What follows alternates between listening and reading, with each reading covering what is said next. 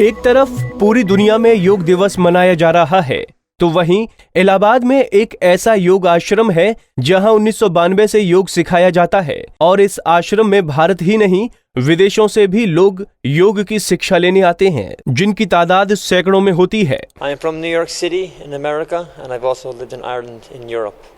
I've come to India to study Kriya Yoga in the Kriya Yoga ashram under my guru, Guruji, Sri Swami Sri Yogi Satyam, and I'm here to help the upliftment of spirituality in India as well as the world. Okay. Did you know something about the Yoga Day? Yes, I know tomorrow is National Yoga Day and we're going to celebrate it here. And I have come here to practice Kriya Yoga meditation, and the main reason is for self-realization and for the upliftment of India for the benefit of the whole world. वहीं इस आश्रम के संचालक योगी सत्यम ने अपनी मेहनत से योग को देश के बाहर प्रचारित किया है, जिससे आज यहाँ सैकड़ों की संख्या में विदेशी आते हैं।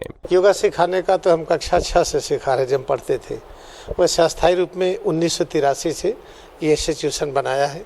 इसके माध्यम से इसकी विशेषता ये है कि अन्य धार्मिक क्रियाकलापों में कन्फ्यूजन दूर नहीं होता है, इसलिए मानवता बट गई। हम हिंदू, ये मुस्लिम, ये ईसाई, ये सिख, ये बुद्धिस्ट, ये जैनिज़्म, जब हम क्रिया योग ध्यान करते हैं तो हमारी समझ बढ़ जाती है, कन्फ्यूजन दूर हो जाता है और हम सब मिलकर के एक हो जाते हैं। हम ईश्वर के संतान हैं, भेद खत्म हो जाता है। इसी के साथ साथ बीमारियां, चिंता, गरीबी, ये सब खत्म हो जाती है। इस योग आश्रम की स्थापना 1983 में हुई थी, लेकिन इस आश्रम में 1992 से ही कई विदेशी आश्रम में आते हैं और योग सीखते हैं। पंजाब केसरी टीवी के लिए इलाहाबाद से सैयद आकिब रजा की रिपोर्ट।